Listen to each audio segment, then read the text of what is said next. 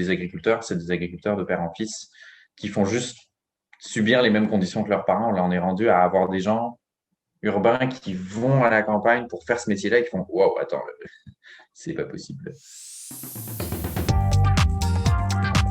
Bonjour, je m'appelle Marie-Soleil Lallier. Et moi, Andréane Lorrain.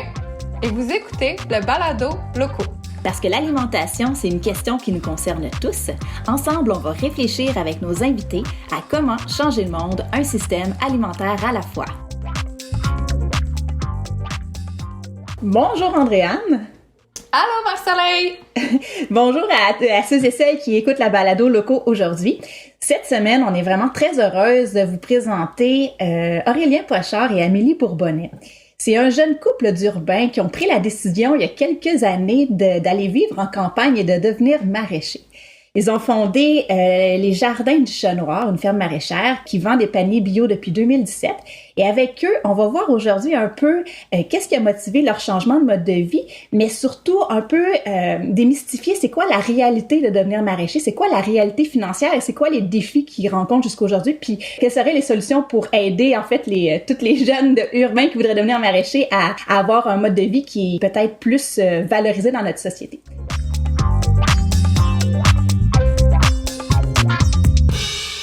Donc, Amélie et Aurélien, bonjour! Bonjour! Bonjour. Ça va bien? Oui! Ça va. Donc, en commençant, est-ce que vous pourriez nous expliquer un peu qu'est-ce qui a motivé cette volonté-là d'aller vivre à la campagne, de changer carrément, en fait, vos modes de vie respectifs?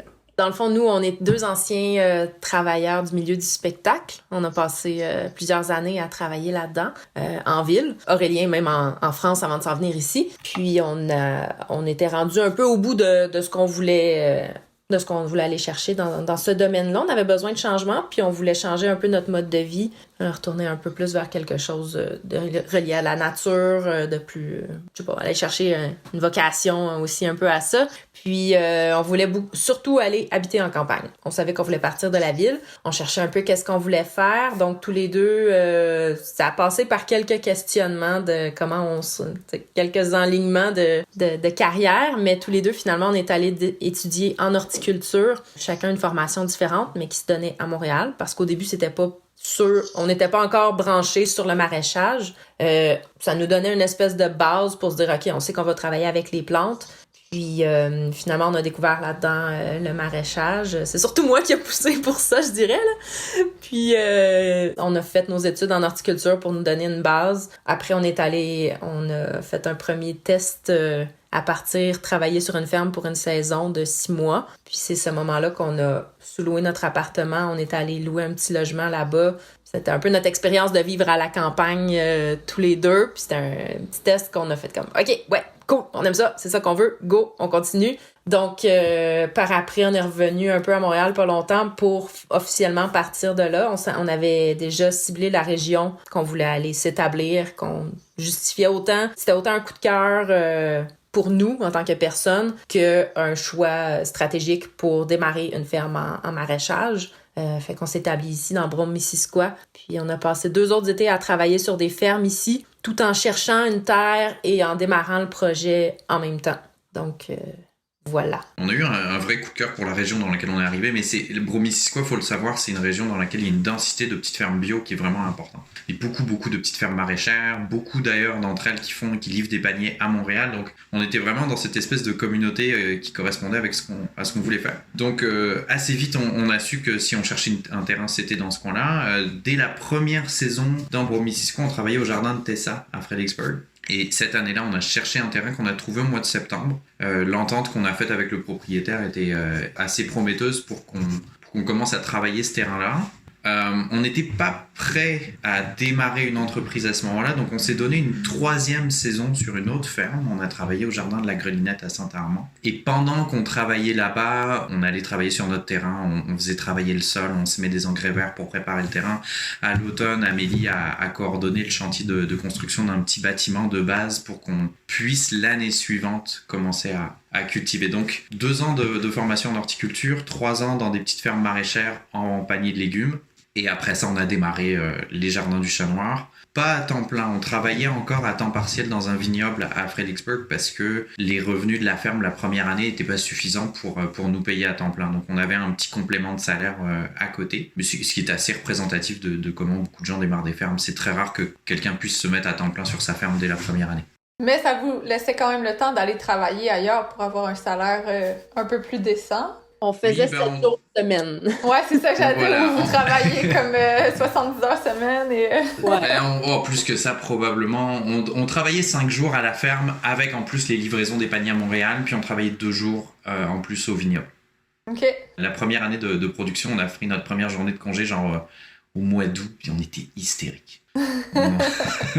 On savait même pas quoi faire, en fait. Je garde un très bon souvenir de cette journée-là. C'est comme si on était sous de fatigue. C'était super drôle. Génial. Puis quand tu disais que c'était un coup de cœur aussi pour les conditions, est-ce que c'est vraiment comme tu dis parce qu'il y avait beaucoup de concentration de petites fermes biologiques pas trop loin de Montréal, ou il y a d'autres conditions qui fait que là, c'était idéal pour partir votre ferme? C'est une région qui est très très belle. Déjà, toute la région de Fredericksburg, Dunham, Stanbridge East, c'est magnifique. On est dans le piémont des Appalaches, juste avant d'arriver dans la région de Sutton. Il y a le lac Champlain juste à côté. Le climat est super doux. C'est pour ça qu'il y a la route des vins vraiment dans notre région. C'est parce qu'il y a un petit microclimat très très favorable et que les premiers vignobles ont pu s'implanter. Donc, non, il y a un charme à cette région-là qui est vraiment, vraiment, vraiment magique, quoi. Donc, ces conditions climatiques, la proximité de Montréal, le fait que ce soit une belle région, ça fait en sorte qu'il y a beaucoup de petites fermes bio. L'utilisation du territoire n'est pas complètement la même non plus parce qu'on est dans un terrain un peu vallonné aussi, donc c'est pas la grosse agriculture industrielle comme on peut trouver plus proche de Montréal avec des grandes plaines fertiles, avec des sols plats. Nous, on est sur des petites parcelles, parfois avec des sols plus difficiles, donc ça fait que ça a maintenu plein de petites fermes. Et à partir du moment où tu maintiens des petites fermes dans un territoire à l'opposé de super grosses fermes, bah, tu maintiens une économie de village aussi. Parce que tu as plus de gens avec plus d'emplois, puis tout ça. Donc tout ça, ça a contribué à faire une région qui est attractive parce qu'il y a des gens qui travaillent, il y a un dynamisme. Donc nous ça a été le coup de cœur pour toutes ces raisons. Génial. Puis, juste par curiosité, là, le climat, là, il est-tu vraiment tant différent ou le sol là, dans cette région-là, puis dans les autres régions du Québec, y a-tu moyen de faire de l'agriculture à petite échelle un peu partout au Québec puis d'avoir des bons rendements au niveau des aliments ou non? Tu peux, mais les conditions sont différentes d'un coin à l'autre. Entre la Gaspésie, puis le sud du Québec, puis l'Outaouais, puis Lac-Saint-Jean, on est quand même dans des conditions qui varient beaucoup. C'est une question de longueur de saison, c'est de date de dernier gel, c'est vraiment beaucoup ça. Après, tu sais, il y a des fermes partout au Québec, puis il y a plein de raccoins, puis il y a plein de microclimats aussi, où est-ce que tu dis, OK, dans telle région, c'est plus ou moins telle date le dernier gel, mais tu as des petites zones de microclimat. Mais au Québec, la réalité de maraîchage, le fait de faire notre saison, on compare en France parce qu'on y va de temps en temps, puis on jase un peu avec les maraîchers là-bas, où est-ce que eux, ça roule à l'année. Notre saison de vente, le seul moment où est-ce qu'on peut vendre des produits, faire notre cash, dans le fond, ben c'est court, c'est 5-6 mois par année. C'est quand tu forces pas, quand tu vas pas chercher des serres froides ou des protections comme ça. Donc, c'est sûr que pour nous, on se disait, ben le plus qu'on peut aller chercher, le mieux c'est juste à notre avantage. Après, nous, on avait un gros attachement à Montréal, fait que c'est certain qu'on regardait pas trop loin. Je pense que chaque région a sa réalité de climat et économique aussi, tu sais. Justement, sur l'aspect économique, là, vous avez beaucoup parlé, en fait, du coup de cœur sur la vie qu'il y avait dans cette région-là et tout. Mais au niveau économique, est-ce que les terres étaient plus abordables? Est-ce qu'il y avait des incitatifs fiscaux? Est-ce que la municipalité pouvait vous encourager l'arrivée? Tu sais, comme au niveau financier, ça demande-tu un gros investissement à partir d'un modèle comme vous avez parti ou... Non, les terres sont en fait probablement plus chères chez nous qu'ailleurs parce que justement le climat est plus favorable. Donc, alors l'histoire du prix des terres, il y a quelque chose à savoir. Je pense que c'est important puisqu'on s'adresse aussi à des gens qui peut-être ont une envie de démarrer des projets. Il y a un contexte super important à connaître au Québec, c'est qu'il y a une loi qui s'appelle la loi de protection du territoire agricole, qui est une loi qui date de la fin des années 70, début 80, qui dit qu'une terre agricole peut pas être segmentée, elle peut pas être divisée en plus petites parcelles. C'est une loi, sa raison d'être, c'est vraiment pour protéger les terres agricoles de l'expansion de l'étalement urbain. Donc c'est une loi qui a des super bonnes intentions à sa base. Par contre, elle vient avec une autre dynamique, c'est que dans les années 70, il y a eu une consolidation des fermes. Les fermes sont devenues de plus en plus grandes, les gens qui réussissaient rachetaient leurs voisins, beaucoup de gens qui quittaient l'agriculture pour partir en ville, donc les fermes ont grossi, et à la fin des années 70, c'est comme si on avait figé ça dans le temps, puis on avait dit, ok, les fermes ont cette taille-là, mais on ne peut plus les diviser parce qu'on veut les protéger. Là où je veux en venir, c'est que pour des gens comme nous qui voulons démarrer des fermes sur des petites surfaces, et souvent en maraîchage, c'est des relativement petites surfaces, ça limite beaucoup l'accès à la terre parce qu'on cherche des petites parcelles, mais on ne trouve que des très grandes parcelles et elles n'ont plus le droit d'être divisées. Donc, si je prends par exemple, je ne sais pas si je suis complètement up-to-date au niveau des prix, mais si on regarde, mettons, nous on a dû payer notre terre l'équivalent de 10 000 $ à l'hectare. Si tu as des fermes qui ont été bloquées à 100, 120 hectares, 150 hectares, c'est pas achetable pour des petits joueurs comme nous. Donc, il n'y a vraiment pas eu d'incitatif pour nous de chercher des terres dans la région pour leur prix. On a eu de la chance, par contre, de tomber sur une petite parcelle de 4 hectares, juste à la sortie de la ville, qui était une espèce de petite terre un peu trop petite pour être intéressante pour la grosse agriculture, super proche de la ville aussi, donc avec un statut un peu bâtard de semi-urbain, un peu agricole. Donc, nous, on a eu vraiment de la chance, mais quand on a cherché des terres, ça nous a pris vraiment du temps. Hey, je vais faire une petite rectification sur le prix. Je pense que c'était plus que ça. À l'hectare, on était plus à un bon 20 000 par hectare. Si on est à 4 hectares. Un hectare, là, c'est, mettons, combien de pieds carrés, à peu près? C'est le genre d'affaires qu'on apprend au cours, que tu oublies cette formule-là après, fait que c'est super dur. Ok, attends. Un hectare, c'est 2,4 acres. Oh my God, c'est pas plus clair. Ça me donne une idée. Ça me donne une bonne idée. En fait, c'est à peu près 100 000 pieds carrés, parce qu'un hectare, c'est Ok. 10 000 mètres carrés, c'est 100 mètres par 100 mètres, c'est 10 000 mètres carrés, donc c'est à peu près 100 000 pieds carrés autour de ça. Ok. J'arrondis vraiment pour simplifier, mais c'est autour de ça. OK, fait que c'est quand même pas donné, là. Non, c'est pas donné. Puis on parlait à des gens en Mauricie là dernièrement qui achetaient une terre. On s'attendait à ce qu'ils la payent beaucoup moins cher que nous. Et finalement, quand on parlait des prix à l'hectare, ils étaient dans le même genre de prix. Donc c'est que finalement, l'augmentation du prix des terres, c'est vraiment déplacé de région en région. Puis il y a encore des régions. On entend parler aussi d'amis qui achètent des terres en Gaspésie. Et là, on est dans des terres beaucoup moins chères. Beaucoup moins chères. Donc effectivement, mais les prix des terres ont beaucoup augmenté ces dernières années. Et il faut vraiment aller dans des régions plus isolées pour trouver des prix acceptables.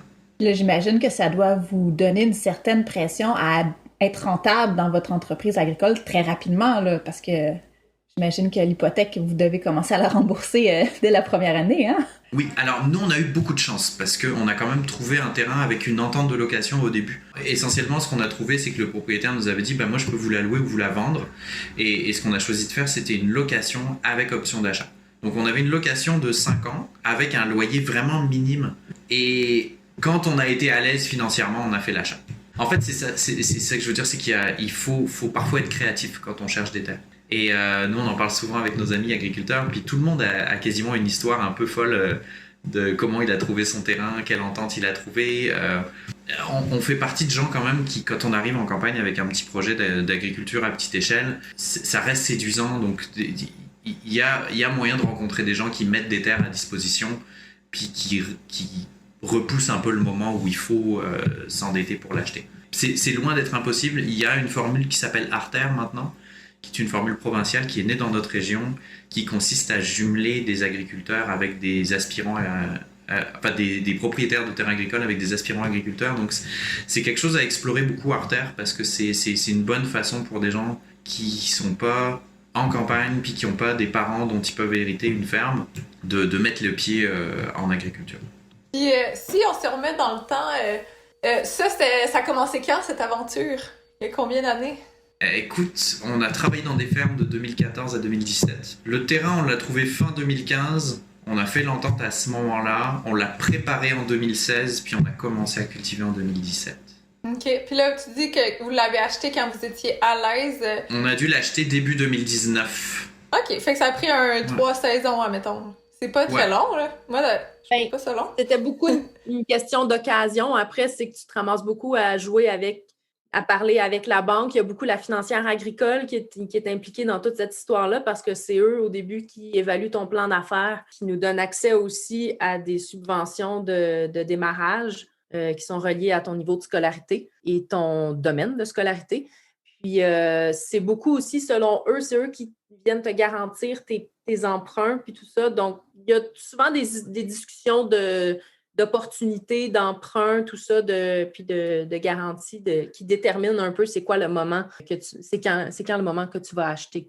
Nous, on a acheté parce qu'on voulait construire une serre et qu'on ne pouvait pas avoir de subvention pour construire la serre si c'était sur une terre louée.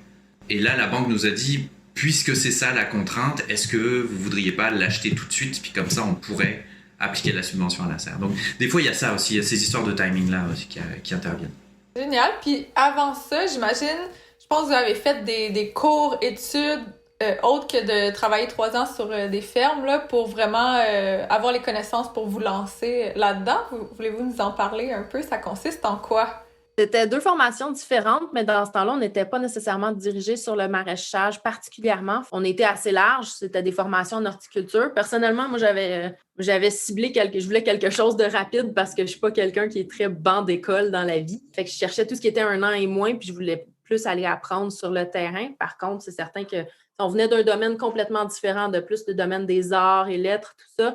Donc, il y avait une base à aller rechercher. T'sais. On ne venait pas de domaine déjà scientifique ou en écologie ou quelque chose comme ça. Donc, moi, je pense que ça a été pas mal d'aller chercher une base de théorie de la chose. Ça donne vraiment...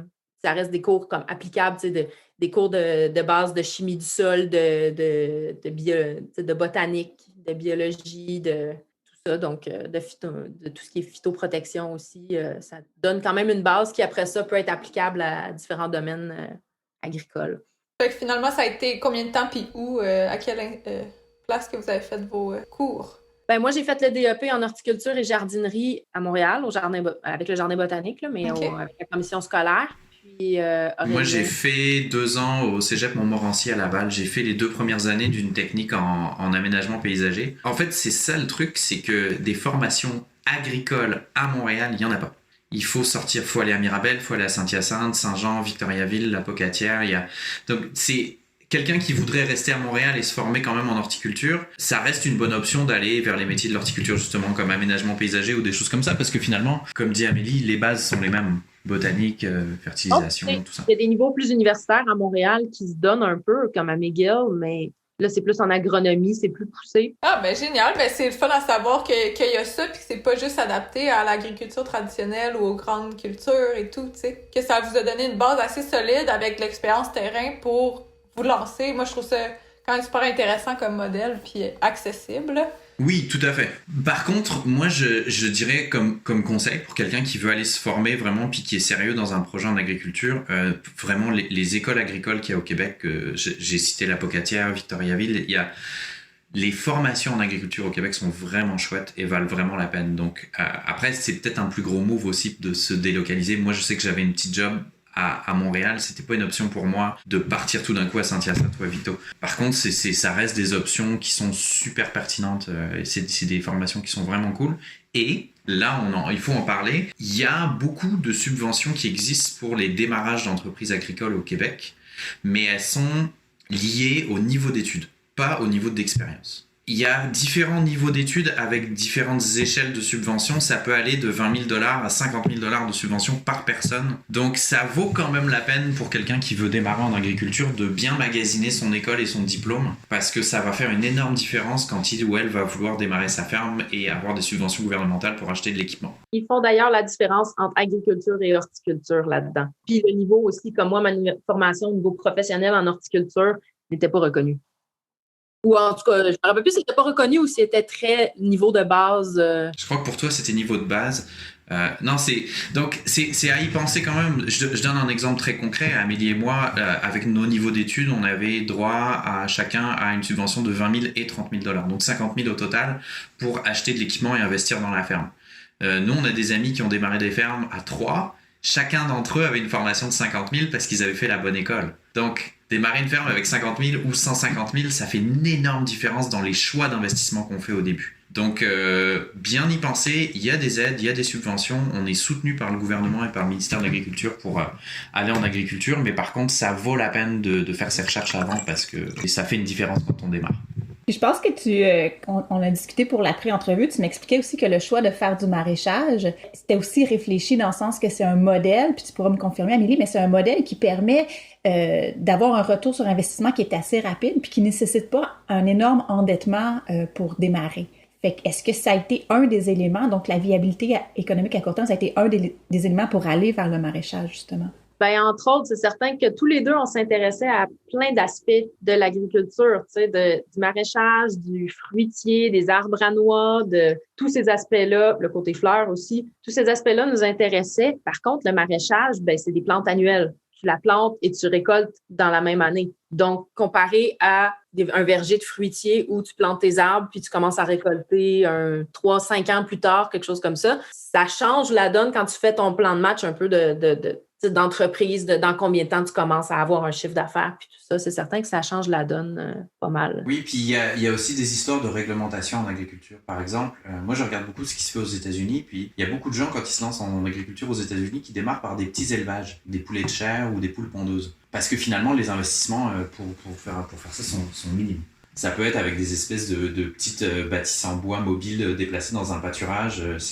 Ça coûte rien de démarrer. Par contre, au Québec, il y a des histoires de quotas, de gestion de l'offre, de contrôle de la production par les différentes fédérations de producteurs de production d'œufs ou laitières ou de choses comme ça, qui font en sorte que c'est pas une option pour des petits agriculteurs de juste s'acheter 500 poulets, les engraisser sur un pâturage puis les revendre à la fin de l'année, ça marche pas. Donc c'est aussi ces conditions-là légales puis sociales qui font en sorte que le maraîchage devient quasiment l'option par défaut au Québec. Donc effectivement, il y a un côté vraiment très pragmatique. Démarrer une ferme, partir en agriculture, le maraîchage, c'est pas une mauvaise option. Est-ce que la réalité financière dans laquelle vous vivez aujourd'hui, est-ce que c'est payant faire ça? J'essayais de le dire politiquement correct. Il n'y a pas 36 000 façons de poser la question. Est-ce que vous vivez bien? Oui, en fait, c'est marrant. Amélie a dit non. Non, je pense que bien vivre, c'est plein d'aspects. Tu sais, il y a le côté économique, il y a le côté conditions, tu sais, comme ta vie quotidienne, c'est quoi? Tu te sens-tu accompli? Tu sais, c'est plein d'aspects. Après, si on regarde l'aspect financier, ce n'est pas le domaine où tu fais le plus d'argent dans la vie. Si on veut résumer, on arrive à en vivre. C'est-à-dire qu'on paye notre loyer, on paye notre nourriture, on se fait jamais couper l'électricité parce qu'on n'a pas payé notre bill. On arrive à répondre à nos obligations financières puis on s'en sort. Par contre, clairement, on est surmené, on travaille trop, puis on met pas tant d'argent de côté. Donc c'est des choses à prendre en compte dans le sens où quand tu dis justement vous vivez bien, il y a aussi le côté qualité de vie qui vient avec. Il y a plein de choses dans notre vie qui sont hors normes puis super intéressantes par rapport à l'accès à la nourriture de qualité en abondance, par rapport au fait de travailler dehors, d'être en contact avec la nature. Par contre, si ça vient avec des semaines de 70-80 heures par semaine, avec le stress de gérer une entreprise, plus pas la possibilité de mettre de l'argent de côté, ça vient quand même interférer dans notre qualité de vie. On va pas se le cacher. C'est nous l'aventure des Jardins du Chat-Noir, démarrer une ferme, puis porter une ferme de A à Z. Ça nous a tiré énormément de jus. C'est hyper fatigant, puis il y a des moments de découragement, il y a des moments de fatigue. C'est pas facile du tout, l'agriculture. Et il y a plein de gens qui vont le vivre de façon très très différente, mais si on s'assoit avec d'autres maraîchers ou d'autres agriculteurs et qu'on parle de conditions de vie, il y a un moment où on va quand même tous rire un peu sur le fait que on fait partie de la proportion de la population qui est surmenée et qui gagne pas beaucoup d'argent. C'est sûr que c'est un des arguments, là, comme payer le juste prix, puis c'est quelque chose, nous, on n'a jamais fait la promotion du prix le plus bas possible. T'sais, nous, c'est la promotion du juste prix.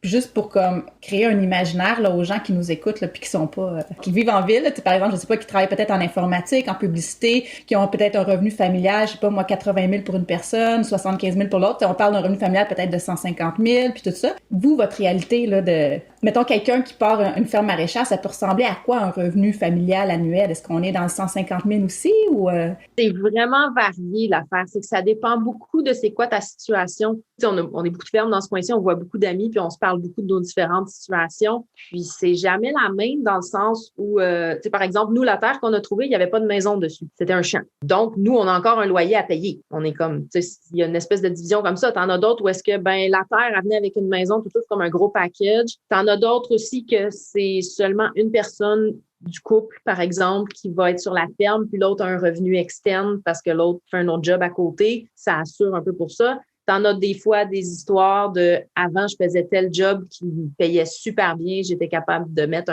ça faisait longtemps que j'en rêvais. Je sais pas trop tout ce que j'ai mis de côté pour une maison. Ben, ça a tout été là-dessus. Donc, ça a donné un bon coussin de départ. Il y a tellement de situations différentes que c'est dur d'établir une norme. Par rapport à notre rôle, parce qu'on reste des propriétaires d'entreprise, des gestionnaires, on est des postes cadres, si on veut, on gère des gens, on gère une opération. Ce n'est aucunement comparable à un salaire de quelqu'un qui a une job de gestionnaire dans certains autres domaines, genre informatique, etc. Puis tout ça, ça n'a rien à voir. Parler à un moment donné avec d'autres personnes là, qui sont vraiment en maraîchage, puis une ferme à échelle humaine.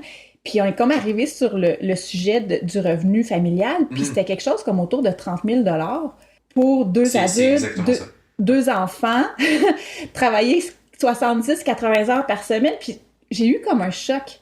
Un choc dans le sens que t'es comme la réalité de vivre en ville avec des salaires qui sont super bien rémunérés, puis là d'arriver comme devant, mettons, un panier bio, des trucs, puis là chialer sur le prix, puis là vouloir le négocier, mais la personne à qui tu le négocies, elle fait peut-être 5 fois moins que toi. Tu sais, il y a une espèce de décalage, mais qu'on n'a pas conscience, là. Non, c'est ça, puis écoute, nous, on peut complètement te le valider, c'est ça qu'on gagne. Vraiment ça. On est deux, on gagne 30 000 par année, à deux. Après, nous, on est chanceux, on n'a pas d'enfants à nourrir. C'est ça. Alors, on n'a pas d'enfants. Il y a un petit endettement qui vient avec la ferme, mais qui est quand même relatif. Tu sais, la voiture est payée, le loyer coûte pas cher, donc c'est pas comme si on devait payer un loyer en ville ou quoi que ce soit. Mais la réalité, c'est que nous, on regardait hier soir sur les statistiques Québec sur ce que c'est considéré comme un revenu viable pour une personne qui vit en région. Un revenu viable, c'est 26 000 $ par année. Nous, on a 15 000 chacun. Ça me fait toujours rire parce que c'est drôle. En même temps, ton mode de vie change. Quand tu pars de la ville, je veux dire, en ville, on l'a vécu pendant des années, tu as le côté plus profiter de la vie. Moi, je trouve que tu es beaucoup plus plongé dans la tendance à la consommation. Tout est là devant toi. Avec la pandémie, c'est autre chose, là, mais avant ça, tout était là devant toi. Les bars, les restos, les petites boulangeries, envoyer d'ondes, tout est là. Après, quand tu te ramasses en campagne, tu fais de la distance pour faire tout, donc tu y penses. Tu prévois ton coût, c'est moins des trucs nécessairement spontanés de « wap, tu passes devant le resto, wap, t'arrêtes là », ou quelque chose comme ça. Tu as moins ce côté-là, tu es moins submergé par la tendance à la consommation. Puis il y a le fait de travailler beaucoup. T'as pas le temps de consommer autant de... C'est niaiseux, mais ça change de quoi? Puis après ça, on n'a pas un gros salaire. Par contre, une de nos grosses payes, c'est que 6 mois par année, plus provision de légumes, c'est comme notre bonus. T'sais. Fait qu'après ça, nous, on a ça. Ça devient des fois une monnaie d'échange avec d'autres producteurs, de dire comme, j'échange des tomates contre 2-3 poulets congelés. Puis ça devient complètement une autre réalité puis un autre quotidien. Ta situation quotidienne de consommation est différente en campagne, moi, je trouve. Mais tu sais, je trouve que ça amène quand même la question, est-ce que c'est moral? Dans le sens que vous faites un travail qui est essentiel, faut manger, là. On n'a pas le choix, là. C'est un besoin de base duquel tu peux pas te passer. Puis collectivement, au Québec, tu sais, on a décidé que l'éducation, c'est un besoin essentiel, donc collectivement, on met de l'argent en éducation pour avoir un service public. On met de l'argent en santé pour que tout le monde ait accès à la santé. Comment se fait-il que l'alimentation, ça soit pas le même principe? Que, par exemple, les terres soient par défaut gratuites, là? Alors, ça, c'est un super point, puis je vais vouloir qu'on en parle après, parce c'est un débat qu'on a beaucoup entre nous. C'est vraiment pertinent ce que tu dis. Mais repense à ce que tu viens de dire. Tu viens de dire, on met de l'argent dans la santé puis l'éducation. T'as vu l'état du système de santé au Québec? T'as vu l'état des écoles, t'as vu les salaires des profs au Québec. En fait, on n'est pas vraiment dans un cas si différent que l'éducation puis la santé. On fait partie des bases de la société et on est sous-payé, au même titre que les profs, au même titre que les infirmiers et les infirmières qui sont pas du tout payés à la hauteur du travail qu'ils fournissent, qui travaillent dans des conditions de surmenage, de surplus d'heures qui sont comme impardonnables. Et voilà, en fait, c'est notre situation à nous, même si effectivement on en parle, des fois c'est difficile financièrement, elle s'inscrit dans un cadre de société où les éléments essentiels ne sont pas rémunérés à leur juste valeur. Puis il y a un peu le même principe que quand tu dis on a injecté de l'argent socialement dans l'éducation, dans la santé. C'est un peu ça en agriculture aussi, juste parce qu'il y a beaucoup de subventions qui sont là, tu sais, autant dans le conventionnel, dans les grandes cultures, tout ça, que nous, il y a plein de subventions, on peut vraiment pas se plaindre là-dessus. Faut juste pas lâcher ça. Il y a plein de belles subventions en agriculture qui t'encouragent à devenir bio, à faire ce genre d'entreprise. On n'en manque pas. Ben ça ressort des poches de monsieur, madame, tout le monde par leurs impôts à quelque part. Fait que c'est un peu le même genre de situation que l'investissement dans les écoles publiques ou dans le système de santé, mais qui, après ça, c'est vraiment une question de société une fois tous les impôts collectés, comment tu redistribues la chose. Puis les services essentiels sont probablement pas assez mis de l'avant, à quel point c'est important d'injecter là-dedans. Moi, je pense que c'est important que les gens aient conscience de ce que ça implique produire de la nourriture et vraiment de ce qui revient après dans les poches des agriculteurs, parce que nous, on est d'un certain côté privilégiés parce qu'on est en vente directe. Les jardins du Chat Noir font des points de livraison et des marchés où, quand les gens payent ou s'abonnent, 100% de l'argent va dans les poches de l'entreprise. Puis après, l'entreprise s'arrange avec pour payer ses factures, payer ses intrants de compost, de fertilisants, de tout ça, puis payer son staff.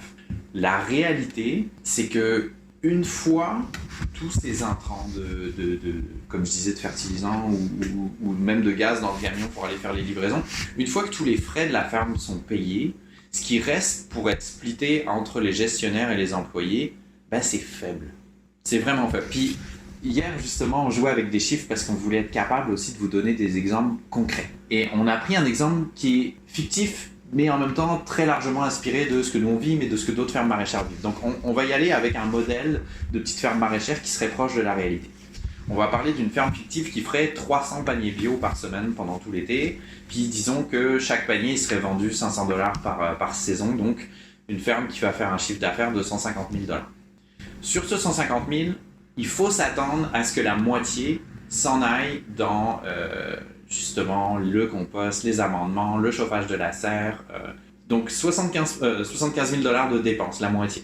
Mais pour faire ces 300 paniers, dans un petit modèle de ferme comme nous, c'est-à-dire qui n'est pas super mécanisé, qui est sur petite surface, dans un monde idéal, pour que le travail se fasse bien et qu'on n'en échappe pas, ça prend 5 personnes, y compris le ou les gestionnaires.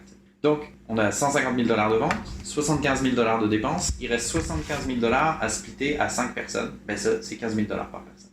Maintenant, si on décidait que ces 5 personnes-là allaient être payées un petit peu mieux, et à combien on avait dit, on s'était fixé sur, mettons, un salaire de peut-être 18-20 $ de l'heure. La plupart du temps, en maraîchage, t'es au salaire minimum ou autour de 14-15 $ maximum.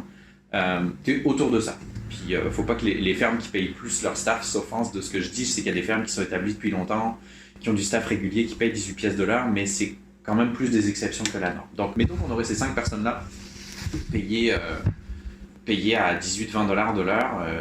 Il faudrait augmenter considérablement le prix des légumes en bout de ligne parce que nos dépenses vont pas bouger. Ou subventionner des salaires. C'est souvent le cas. La plupart des fermes ont des salaires subventionnés. On roule pas mal tous là-dessus pour une certaine partie. Il y a différentes subventions avec différentes conditions. Fait que c'est quand même piqué un peu d'aller... Il faut aller chercher certaines personnes qui vont vraiment rentrer dans le cadre de chaque subvention. C'est pas applicable à tout le monde. Ça peut aider un peu pour certaines personnes. Mais... Donc c'est ça, c'est que le prix qui est payé aux agriculteurs, et là je parle vraiment d'un modèle de vente directe. C'est-à-dire que des gens qui vendent au marché central ou qui vendent via des intermédiaires, leur situation est différente parce qu'il y a des intermédiaires entre eux et la vente, il y a une commission qui est prise, il y a un pourcentage qui est pris, donc eux ont encore moins d'argent par rapport au prix de vente. Ceci dit, souvent les fermes qui vendent au marché central, c'est des fermes qui sont beaucoup, beaucoup plus grosses, donc il y a une économie d'échelle, donc leur réalité n'est pas complètement la même que nous.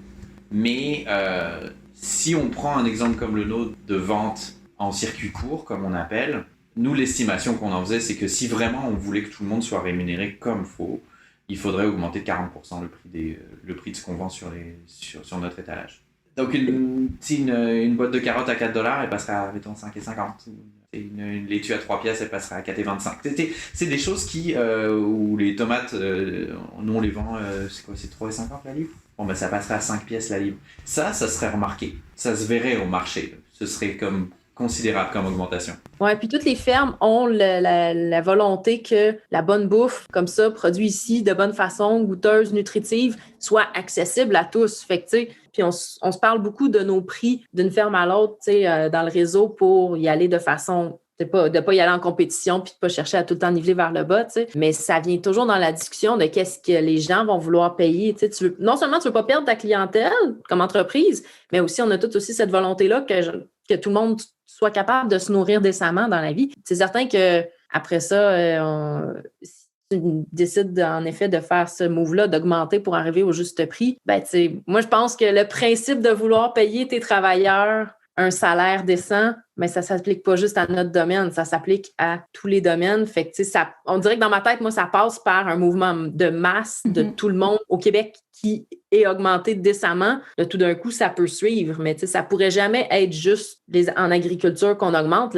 La population, la clientèle, elle suivra pas, tu sais. Tantôt, vous compariez un peu comme la santé, l'éducation puis l'agriculture, mais peut-être c'est moi qui ai une mauvaise perception, mais je vois ça quand même différent dans le sens, aujourd'hui, si tu veux manger sainement, tu as besoin d'argent. Tandis que tu peux quand même aller à l'école publique, tu peux quand même aller au service de santé publique, mais pour la nourriture, non. Fait que, tu sais, la réflexion où ce qu'on est rendu, on peut pas faire porter le poids de cette inégalité-là sur les petits producteurs. Si aujourd'hui, on a fait un choix que ça te prend de l'argent pour manger sainement, mais c'est peut-être ça qu'il faut remettre en question puis se dire, mais pourquoi est-ce qu'on n'aurait pas un panier de base auquel tout le monde est accessible, puis qui est produit justement par des fermiers comme vous, qui créent de la vie en région, qui traitent bien la terre, que, d'avoir la réflexion de se dire, bien, tout le monde devrait avoir un panier d'épicerie de base sain, produit localement en circuit court, qui sera peut-être pas, t'auras peut-être pas plein d'affaires exotiques dans ton panier, mais au moins la base sera là, tu sais, pour pas justement faire reporter sur vous cette pression-là à la baisse. Puis, tu sais, j'imagine que vos prix doivent être en compétition aussi avec tous les fruits et légumes qu'on importe des pays du Sud.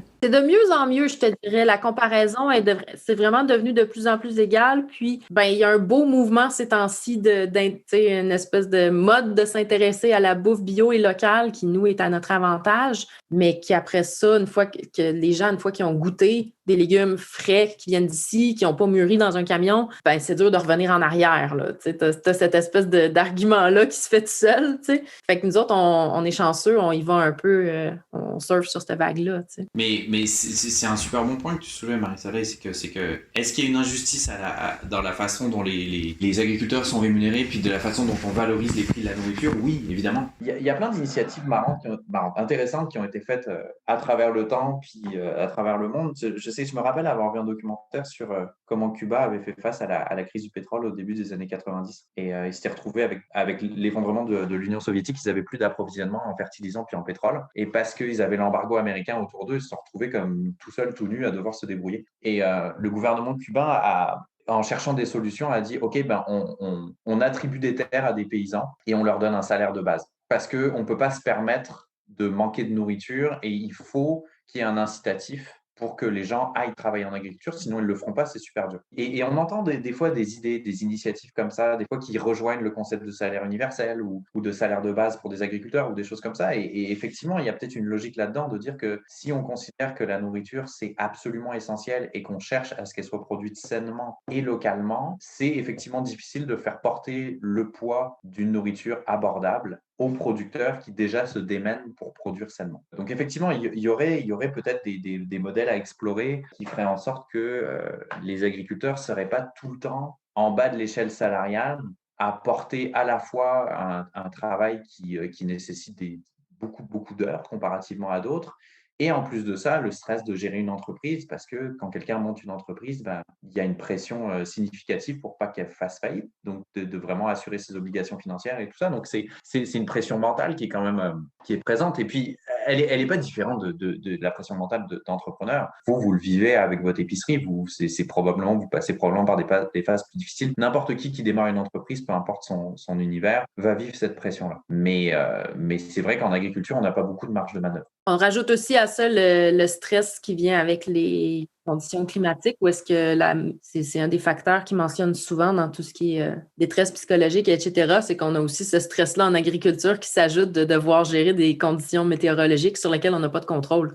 Ça fait partie de notre métier, on apprend à réagir à ça. C'est un des gros aspects du métier, tu sais. Puis le travail physique aussi, tu sais, des fois, il peut arriver quelque chose qui fait que vous n'êtes plus capable de travailler physique autant, puis ne serait-ce qu'une blessure à la cheville qui vous empêche de travailler pour quelque temps. Tu sais, si vous n'arrivez pas à en mettre de côté pour les imprévus, c'est sûr que c'est d'autant plus important pour vous, les imprévus climatiques, les imprévus physiques, n'importe quoi, là. Fait que... Ouais, puis ça devient aussi des imprévus. Autant tu peux pas, autant l'imprévu financier de compenser pour ce temps-là, mais en même temps, c'est aussi l'imprévu de devoir te faire remplacer par quelqu'un. Quand c'est ton entreprise, il n'y a pas beaucoup d'options. Tu sais. Faut le savoir, l'agriculture, c'est surtout, moi je pense au maraîchage particulièrement, mais c'est parce que c'est beaucoup ça qu'on a vécu ces dernières années, c'est des métiers qui sont très très techniques.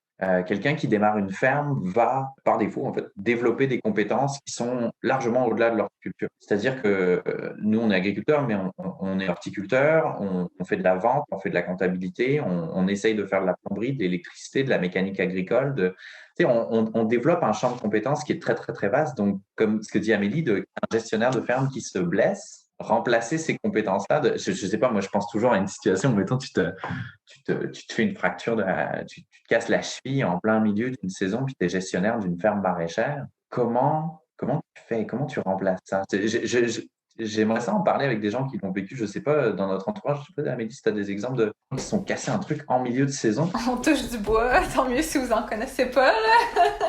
Mais moi, des fois, j'y pense et je me dis, mais comment tu fais? C'est une question qu'on s'est posée aussi beaucoup avec la pandémie quand c'est arrivé de si tu dois t'absenter pendant 2 semaines parce que tu l'as pogné, qui est-ce qui te remplace? C'est tellement de tâches supra variées, de toutes sortes de compétences que tu dois montrer à quelqu'un. C'est énorme. C'est inimaginable, en fait. C'est un peu cauchemardesque à imaginer. C'est un des points positifs de notre job, c'est que c'est tellement varié qu'est-ce qu'on fait. Tu t'ennuies pas. Tu es constamment stimulé parce que tu es en train d'apprendre comment un système de plomberie fonctionne en même temps que tu es en train de découvrir tel insecte qui vient d'arriver dans telle culture, puis en même temps que tu te bats avec ton site web pour essayer de faire rentrer telle fonction dessus. C'est super varié, c'est vraiment stimulant, puis tu t'ennuies pas, mais ça fait aussi que si tu as à te déléguer ça, c'est complexe. C'est très, très complexe. C'est peut-être là, tu sais, comme quand on disait tantôt, si vous aviez accès à des subventions salariales, d'imaginer des espèces d'équipes mobiles d'urgence qui ont toutes les connaissances que vous avez, mais qui n'ont pas leur propre. C'est déjà des choses qui existent, en fait. Ah oui? OK. Il y a déjà des subventions salariales, puis il y a des organismes de gens qui viennent aider, mais ils ne pourront jamais à côté. Souvent, ce qui existe comme équipe, c'est genre, par exemple, des gens qui vont venir désherber. C'est une petite pointe de ce qu'on a à faire. C'est cool, ça allège super gros pour plein de choses, mais de trouver une équipe qui va être aussi polyvalente puis qui va être. C'est aussi que chaque ferme a sa façon de fonctionner.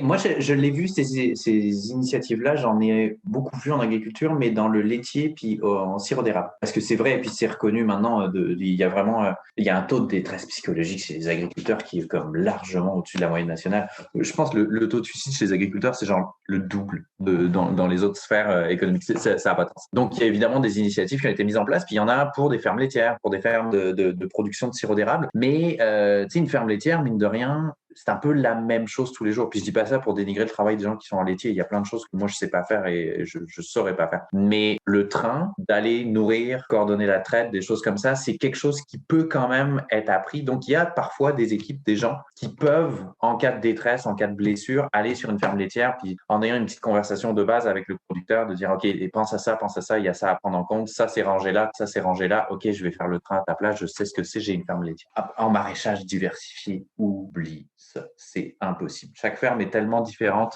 il y a tellement de tâches, tellement d'équipements adaptés à chaque ferme que tu peux pas balancer sur une ferme quelqu'un même qui vient d'une autre maraîchère et lui dire bah regarde, voilà les listes de trucs à faire, arrange-toi avec ça, parce que c'est la complexité, le côté technique de la chose qui est très très dur à transmettre. En tout cas, à transmettre rapidement, de façon efficace pour pallier à une urgence. Parfait. Puis, tu sais, tantôt, j'étais contente, Amélie, que tu dis que c'est de moins en moins un problème que les légumes d'ailleurs soient moins chers que les légumes québécois, mais reste que nous, dans nos listes de fournisseurs, ça arrive quand même souvent, puis les clients nous le demandent tout le temps. Pourquoi c'est plus cher, selon vous, des fois, les légumes au Québec, encore, même après tout ce qu'on a parlé, que tu sais, finalement, on essaie de garder un prix super abordable, puis comment la composante d'un produit biologique rend le produit plus cher? Pour vous, comment ça se fait, ça? Ben, on l'entend souvent, ce commentaire-là de « ben là, c'est plus cher ». C'est un réflexe C'est une réponse qui est peut-être pas toujours actuelle parce qu'on essayait, l'année passée, par exemple, on a essayé de regarder, tu sais, ouais, le brocoli à l'épicerie, il est tel prix. Bon, il est le même prix. Je pense qu'il y a une idée qui est forgée depuis longtemps aussi de c'est plus cher en bio puis que c'est pas tout le monde qui prend la peine de prendre notre liste de prix puis d'aller comparer vraiment à l'épicerie. Mais toi, tu dis que vous avez fait l'exercice puis que toi, tu le vois au niveau des listes de distributeurs que tu vois des décalages de prix quand même entre les deux. C'est ça que tu disais, Andrea? Ben, ça arrive, pas tout le temps, ça arrive. C'est sûr que des fois, ben, c'est simplement que c'est la pleine saison au Mexique de telle affaire. Ben, c'est sûr qu'en ce moment, c'est pas cher, là. Fait, t'as beau avoir eu le transport, c'est la saison là-bas, pis tu sais, nous, c'est pas la saison ou quoi que ce soit. Et voilà. Mais c'est beaucoup les clients, plus, qui nous arrivent toujours avec ça. Même pour nous, même pour le reste des produits. OK. Ah, vous, c'est bio. Pourquoi c'est plus cher? Mais tu sais, on est comme, allez comparer, là. C'est pas vraiment plus cher. Puis en plus, tu vas en gaspiller moins parce que tu vas prendre juste la quantité que tu veux. Fais plus attention. Tu sais, nous, souvent, là, il y a certains produits qu'on est au coût de Costco bio, qui est comme considéré comme le moins cher du site, alors qu'on a une petite épicerie de quartier qui fait affaire avec des petits producteurs québécois, tu sais. Fait que non, c'est pas vraiment plus cher. Fait que je pense que effectivement, c'est de recomparer, tu sais. Donc, c'est ça, il y a un volet perception aussi. C'est ça. Puis après, ben, tu sais, nous, on considère ici à quel point le salaire des agriculteurs et des ouvriers agricoles est bas, mais ça n'a rien à voir avec tous les cueilleurs de tomates aux États-Unis qui sont payés 1 cent la livre de tomates qu'ils cueillent. T'sais, on a vu des documentaires là-dessus, puis on est quand même dans de bonnes conditions comparé aux ouvriers agricoles de plein de produits qu'on voit à l'épicerie. Puis où est-ce que, ouais, c'est pas cher? Ben oui, il est payé, tu sais, c'est pas...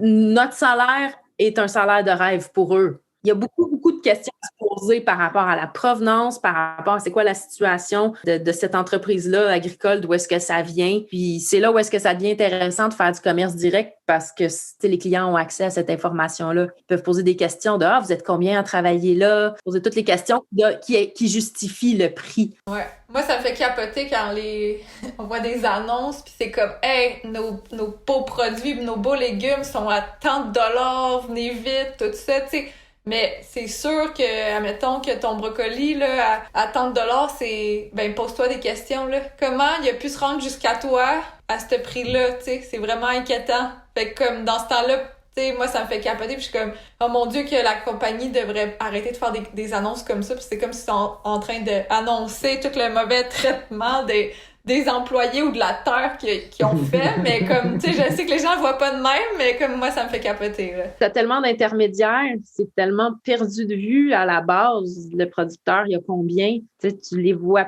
tu sais même pas c'est qui, tu sais même pas d'où est-ce que ça vient. Vaguement, ça va dire de quel pays ça vient, mais t'as aucune idée. C'est d'une méga ferme qui est grande comme, je sais pas quoi, tu sais, comme une province. Je sais pas quoi, en tout cas, mais tu sais, c'est perds un peu, tu perds vraiment plein d'informations qui te permettent d'évaluer de si tu cher ou si tu pas cher. Je pense que c'est ça aussi qui fait le succès de petites fermes en vente directe et qui crée un engouement, puis un côté un peu romantique autour de l'agriculture locale. C'est que en vente directe, les clients ont la possibilité de parler directement avec les agriculteurs et de poser les bonnes questions. Tu sais, il y a n'importe qui fait de la vente directe en agriculture a un mandat, qu'il l'assume ou pas, a un mandat d'éducation. Parce que juste en répondant aux questions et en répondant à la curiosité des gens, ben, on éduque les gens sur ce que c'est les réalités agricoles et tout. Et moi, je sais que bon, je suis dans une phase un peu différente parce que je transitionne des Jardins du Chat Noir vers un autre projet. Donc, j'ai de moins en moins de place dans le projet. Puis, je suis sur autre chose, mais je l'ai vécu à temps plein pendant des années. Puis, je sais que quand on était à des points de livraison ou à des marchés, on ne s'est jamais privé de dire les vraies choses à nos clients.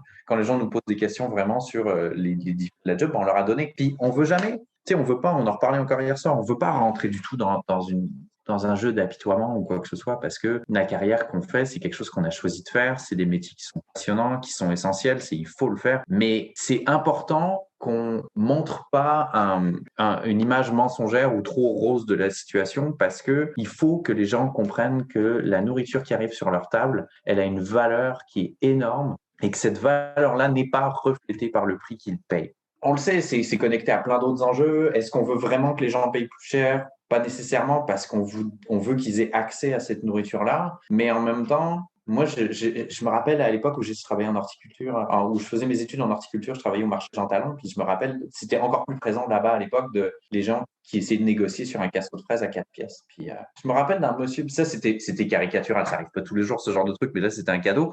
C'est qu'on s'est retrouvé à parler pendant un moment et il m'a dit que sa chemise valait 80 pièces, puis il était super fier, puis je pense qu'il se vantait un peu avec sa date. Puis c'est ça, il avait une chemise à 80 pièces, mais il négociait sur le casseau de fraises à 4 pièces. Et alors j'étais comme, hey, ta chemise à 80 pièces, là, elle a coûté probablement 1,10$ de production au Bangladesh dans un sweatshop où les kids étaient exploités. Puis il y a plusieurs personnes dans la chaîne entre le Bangladesh et toi qui s'en sont mis plein les poches et t'es content de l'avoir payé. Là, tu as un casseau de fraises qui a été produit à moindre coût juste à côté de chez toi. 4 pièces, c'est vraiment pas cher. On aurait pu te le charger 8 puis payer un petit peu plus les employés. Puis 8 pièces, t'aurais chialé, mais tu chiales quand même à 4. Donc, il y a un moment, il faut revoir les priorités aussi c'est quoi les postes de dépenses vraiment. Puis c'est quelque chose qui est documenté. La place du panier d'épicerie dans le budget des gens chaque mois chaque année, a beaucoup baissé par rapport à il y a des décennies. Il y a plusieurs dizaines d'années, ton budget de nourriture, c'était peut-être 30, 40%, 50% de ton budget. Maintenant, c'est rendu 10, 15%, puis tu es content quand c'est en bas de 10. Pourquoi tu es content? Parce que ça a laissé plus de place pour d'autres dépenses de loisirs ou d'autres dépenses importantes. Puis c'est pas un jugement ou quoi que ce soit. C'est juste que avec le temps, on considère comme normal que le panier d'épicerie soit une plus petite et plus petite et plus petite partie de notre budget. Et c'est pas normal. Ça fait partie des choses qui nous maintiennent en vie. On mange plusieurs fois par jour. On a besoin d'une nourriture de qualité pour être maintenu en santé. Il n'y a rien de glorieux à payer moins cher pour sa nourriture. Surtout parce que ça a des conséquences vraiment réelles sur les agriculteurs et sur l'environnement.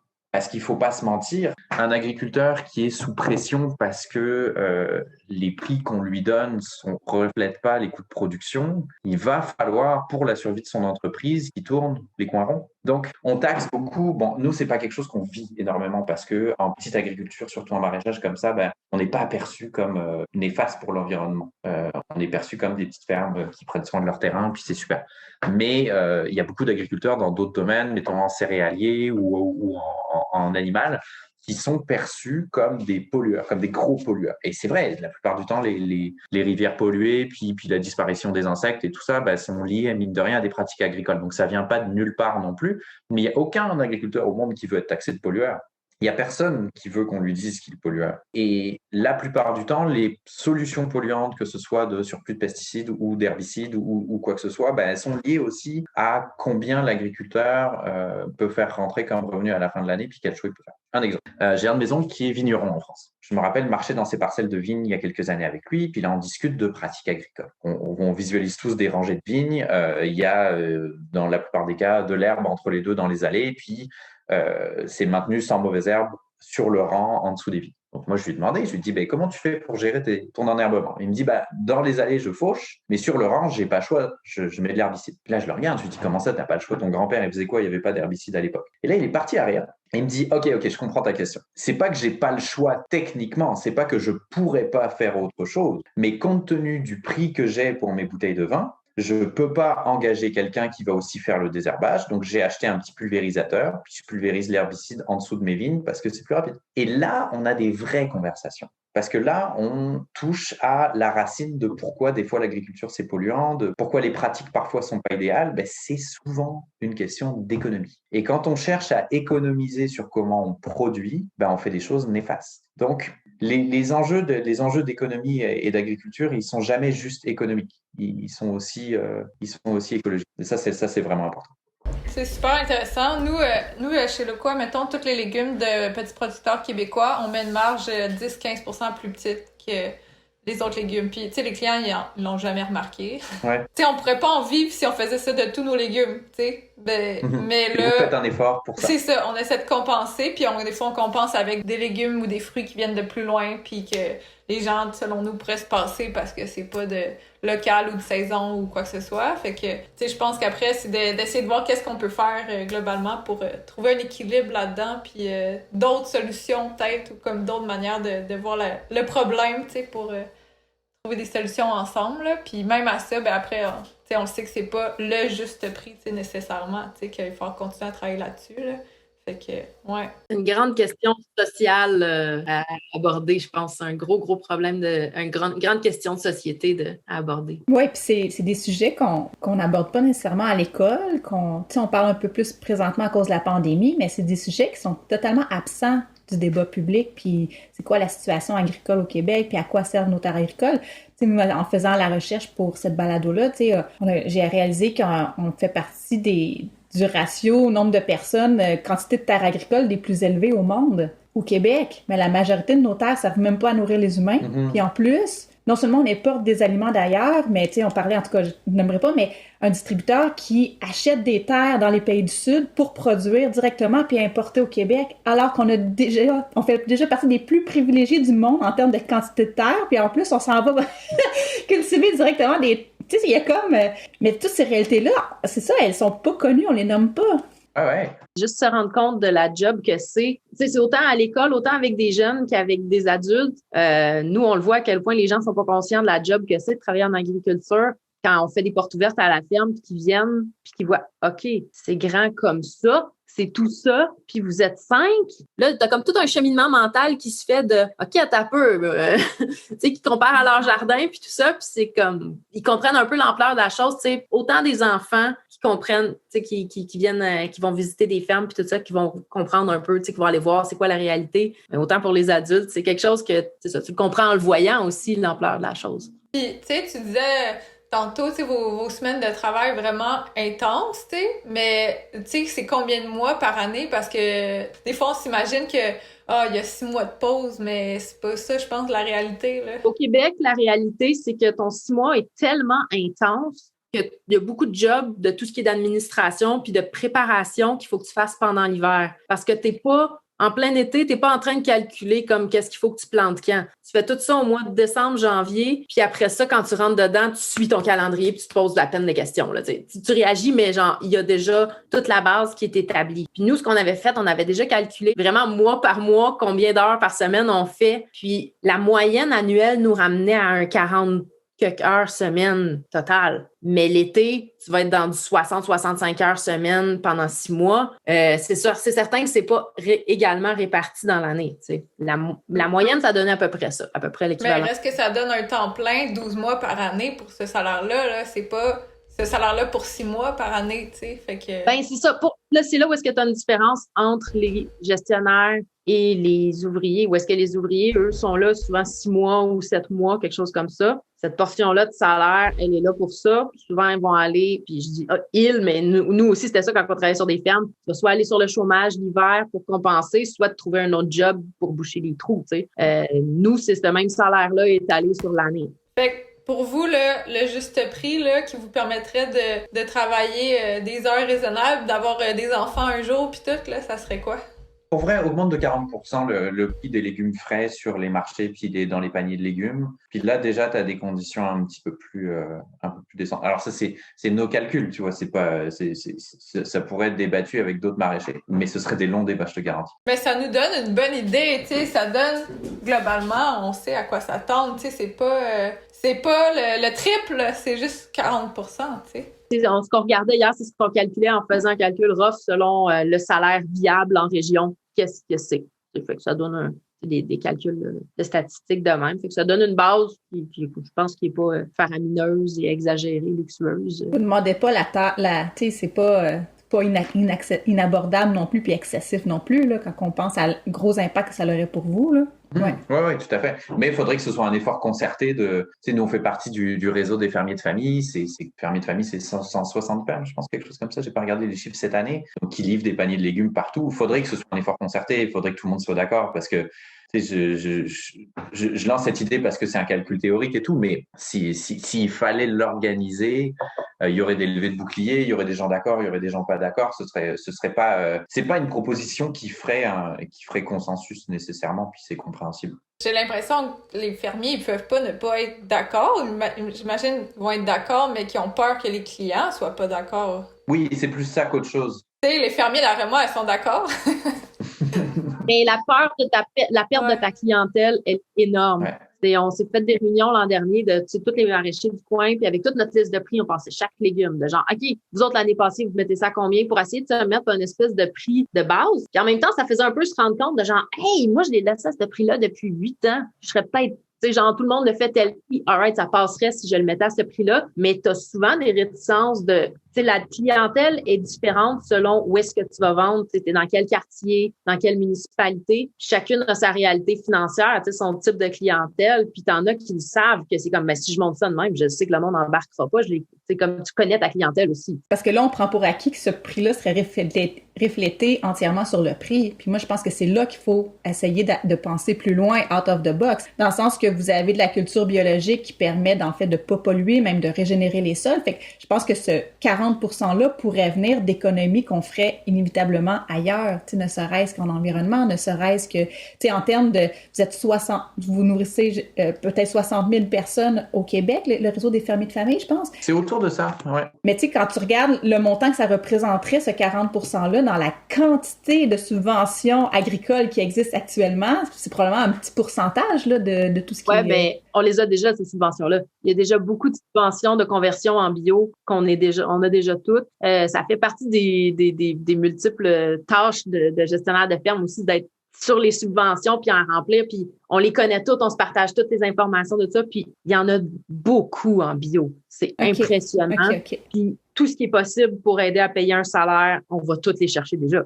Fait qu'à quelque part, s'il y a un 40% qui est à venir de subventions de plus, c'est un gros move c'est un gros move de gouvernement là, quand même, là, parce qu'il y en a déjà énormément. Est-ce que ça serait de réduire les subventions qui sont faites aux grandes monocultures traditionnelles? Je sais pas c'est quoi leur subvention à eux, tant que ça, je les connais moins, là. Ouais, c'est vrai, on les connaît moins parce qu'on est moins versé dedans. Je sais qu'il y a des subventions pour des cultures et des élevages qui visent l'exportation.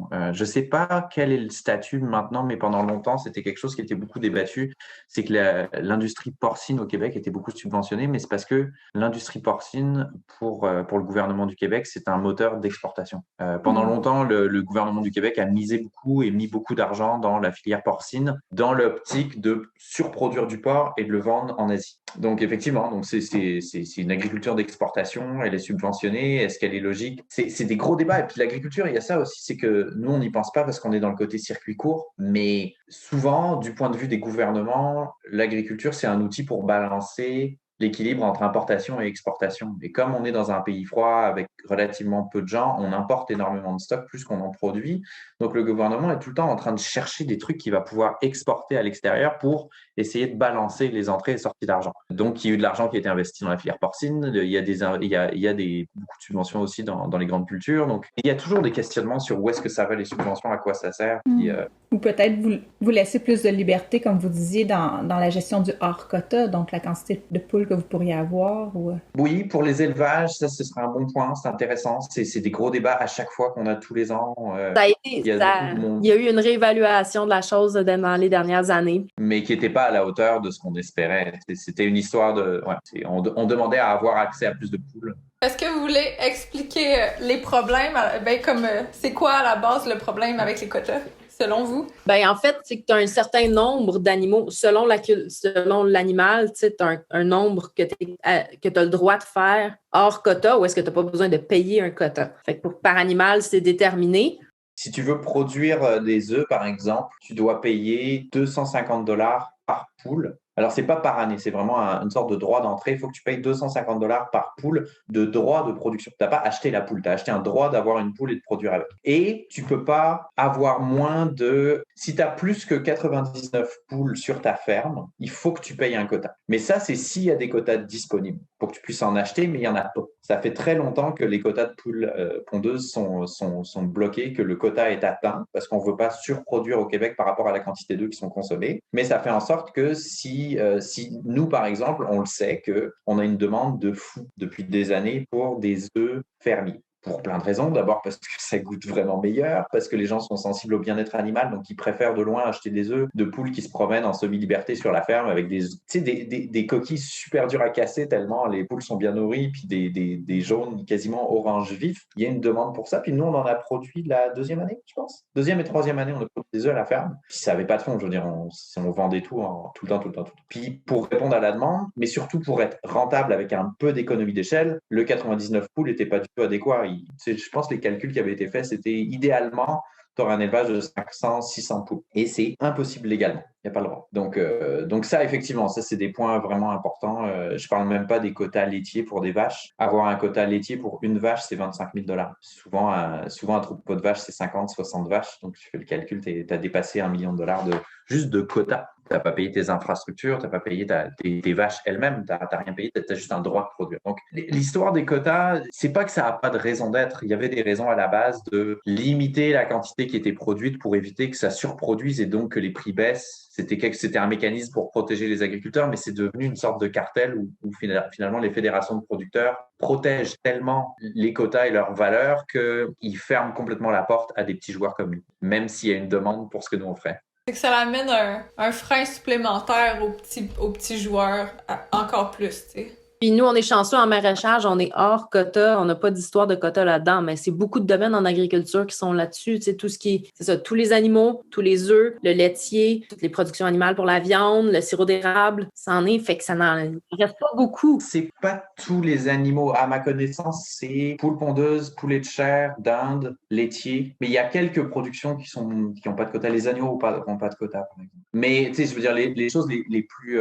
vers lesquelles nous on se tournerait, pour lesquelles on aurait de la demande, bien souvent, il y a effectivement ce quota qui nous met des bâtons dans les roues et qui fait en fait en sorte qu'on souvent on n'insiste même pas puis on cherche même pas à le faire. J'ai une question vraiment loufoque là.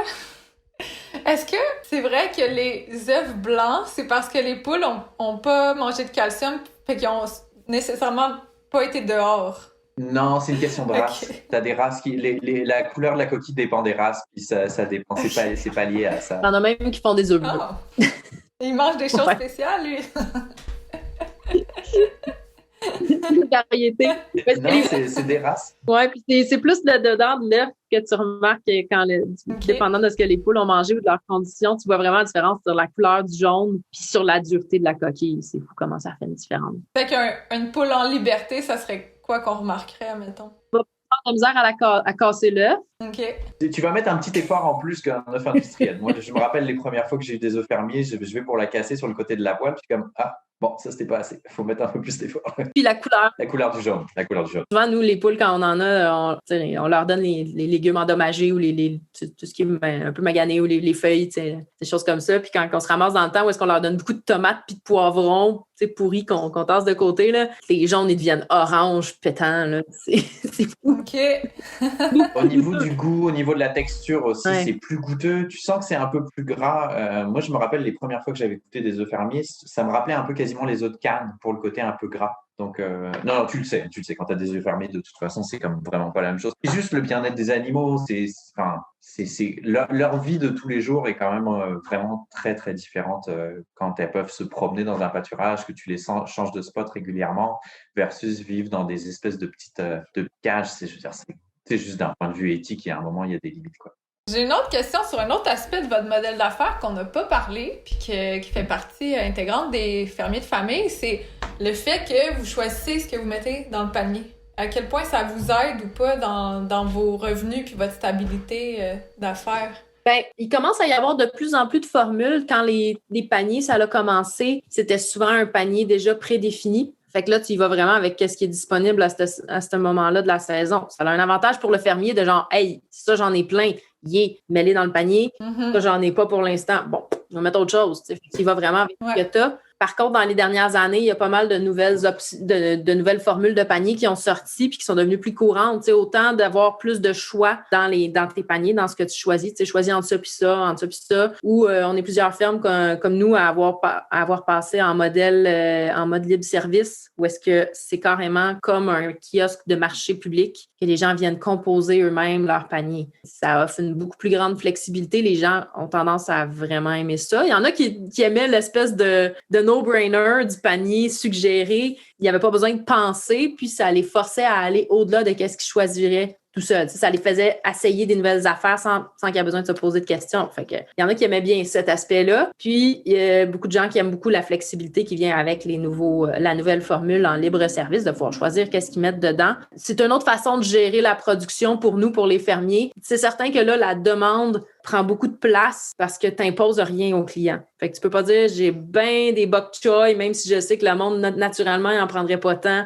Vous en avez toutes cette semaine. Voici une recette quoi faire avec. Si tu l'imposes pas, il y aura pas la même popularité. Ça te fait revoir vraiment tes proportions. Après, moi, je trouve qu'il y a tout un travail qui vient avec où est-ce que quand on est là sur place, nous, on fait toute une éducation de c'est quoi ce légume-là, qu'est-ce que tu fais avec. On fait comme la promotion, on est bien vendeur de légumes, mais tu sais, c'est parce qu'on aime ça, puis on essaye, on est des tripeux de bouffe à la base. Tous les fermiers, on est comme un peu tous des tripeux de bouffe à la base, à essayer plein d'affaires, puis fait que tu sais, tout le long du point de chute, on parle de « Hey, t'as-tu essayé telle affaire? Ouais, c'est vraiment cool, tu fais ça avec une sauce comme ça, puis blablabla. » Après ça, ça vient avec une certaine éducation pour que les gens sortent de leurs habitudes de juste acheter laitue, tomate, concombre, tu sais. Fait que c'est là où est-ce que ça devient intéressant, puis où est-ce que tu peux aller chercher des cultures qui poussent super bien au Québec. Le bok choy est un super bon exemple de ça pousse vraiment facilement ici, mais que c'est pas nécessairement entré dans le quotidien de tout le monde. T'sais. C'est là où est-ce que tu as un travail de sensibilisation à faire. Le kiosque, j'imagine, c'est un peu comme le panier prédéfini, ça vous permet quand même de...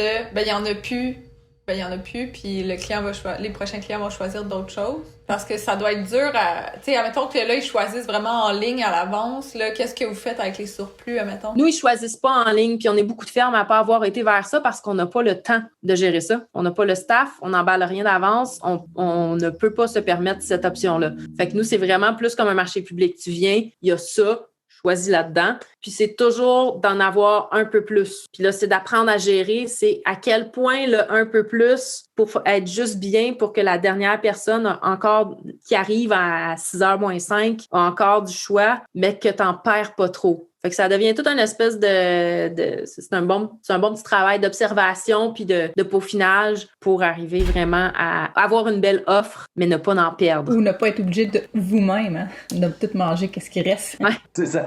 C'est ça, parce que mine de rien, on en parle de ça, nous, on a cette abondance justement de légumes, tous les légumes déclassés ou même juste les extras ou ce qu'on veut dans le champ, on le prend, mais on manque un peu de temps. Moi, je sais que quand je suis parti en agriculture, j'avais cette espèce de fantasme de on va vivre dans une abondance, ça va être super, on va faire des conserves pendant l'été. On n'a pas le temps. Donc, on en fait le plus possible, puis on étire notre temps, puis on remplit, on a 2 congélateurs en arrière qu'on a remplis de fruits puis de légumes préservés. Amélie a fait énormément de sauce tomate, de confiture. Moi, je fais beaucoup de légumes déshydratés. Donc, tu sais, on prend le temps vraiment d'en préserver le plus possible, mais tu sais, même nous, on est un peu sous pression. Fait que, tu sais, on n'a pas genre des week-ends complets pour faire du canage ou des trucs comme ça. Donc, mais par contre, c'est vrai, on vit dans cette abondance à partir du mois de mai, juin, quand les légumes commencent à sortir, on a l'embarras du choix, quoi. La chambre froide, elle est toujours pleine de légumes. Il y a toujours une portion de légumes déclassés qui reviennent des paniers ou qui reviennent des marchés. Donc, après, c'est à nous de trouver des trucs intelligents à faire avec. C'est quelque chose qu'on essaie de ramener les gens vers ça aussi, le côté saisonnier de là, c'est le temps de ça. Il y a des courgettes qui vont te sortir par les oreilles tellement il y en a. Profites-en, fais tes provisions là. Ça vient pas nous dire dans un mois, je comprends pas, il n'y a plus d'aubergines. Comme, non, il y en a eu vraiment beaucoup pendant un moment, par contre. Il y a un moment où est-ce que tu n'en pouvais plus, là maintenant. Mais c'est de retourner un peu à ce côté-là où est-ce que tu avais beaucoup plus une autosuffisance. Nos grands-parents, arrière-grands-parents avaient plus ce côté-là, où est-ce que quand tu avais moins accès à des tomates qui viennent du Mexique à longueur d'année, ben quand au Québec, c'est le temps des tomates, ben ah ouais, fais tes provisions, fais tes sauces, puis t'as pas besoin d'aller acheter du Mexique à l'épicerie l'hiver, tu sais. D'ailleurs, ça va nous permettre une plug. On a une amie qui a sorti un livre. Je me demande comment elle s'appelle. Elle s'appelle Véronique Bouchard. Oh ouais! Avez-vous fait un enregistrement avec Il me semble que c'est dans notre liste, hein, ça? Oui. OK. Fait que je m'aventure là-dedans, mais en fait, c'est une blague. Ce livre-là, c'est une petite merveille. Tous les fermiers, si on avait à écrire un livre de recettes, ça sortirait de même. L'espèce de façon de fonctionner juste comme créatif avec ce que tu as là, puis tous les trucs qu'elle donne là-dedans pour juste pouvoir en profiter à longueur d'année puis faire des provisions de façon super variée. Donc, c'était le livre Cuisiner sans recette, vu que personne ne l'a dit, de Véronique Bouchard, qui vient de sortir. C'est comme le livre de recettes que tu pourrais presque, ça va sonner vraiment cruel, là, mais Tu pourrais avoir juste lui dans ta cuisine, puis t'aurais comme tout ce qu'il te faut presque là-dedans. Là. Mais c'est tellement vrai. Puis je trouve que ça nous remet dans une posture en tant que citoyen, juste pour être de consommateur, être un acteur de cette résilience-là, puis vous supporter. Donc, un moyen de vous supporter, c'est justement, quand c'est le temps des zucchinis, ben de les acheter, puis d'avoir le plaisir, puis les connaissances pour être capable justement de les transformer, de les conserver pour les manger le restant de l'année. Fait que tu sais, il y a moyen d'avoir une relation qui est comme aidant, là. Ben, c'est de faire partie de la résilience, de devenir toi-même adapté à ton climat, tu sais, on est ici, on vit comme ça, faut s'adapter au climat, fait que, tu sais, faut que nos habitudes suivent l'environnement dans lequel on vit, tu sais. Puis adapter à ton fermier de famille. Qu'est-ce que je peux t'acheter cette semaine là, qui t'aiderait? Là? T'as mis tant d'amour à cultiver ça, c'est prêt, là, parfait, je vais mettre tant d'amour à le transformer, tu sais. Qu'est-ce que tu as en abondance? De quoi on en profite? Tu sais? Ben, c'est vrai, c'est un bon point. Moi, je me rappelle, il y a quelques années, on travaillait à la ferme Tournesol à l'ouest de Montréal, puis ils avaient un couple de clients qui étaient polonais. Et les Polonais ont un amour fou pour ce qu'on appelle les lactofermentations. Et dans le temps des concombres, c'était hallucinant. On voyait ces deux personnes de 70-80 ans qui arrivaient puis qui achetaient des caisses et des caisses de concombres au marché tous les samedis matins, plus des fleurs d'aneth. Et ça, c'était très important que la ferme cueille et leur amène des fleurs d'aneth pour faire les pickles parce que pour eux, c'était traditionnel. Ils faisaient leurs pickles pour l'année dans un espace de quelques semaines, puis ils en donnaient à tout le monde. C'était ça les cadeaux de Noël. Puis ça, c'était beau. Ça, c'est chouette parce que tu comprends quand tu vois ça que tu as des clients qui comprennent ce que tu fais puis qui le valorisent. Ça, c'est chouette. Tu as parlé d'un truc tout à l'heure, Marie-Soleil, par rapport au fait de payer les terres. Ça c'est vraiment venu rejoindre un truc auquel je pense souvent ces temps-ci. Moi, je sais que j'ai une réflexion par rapport à ça.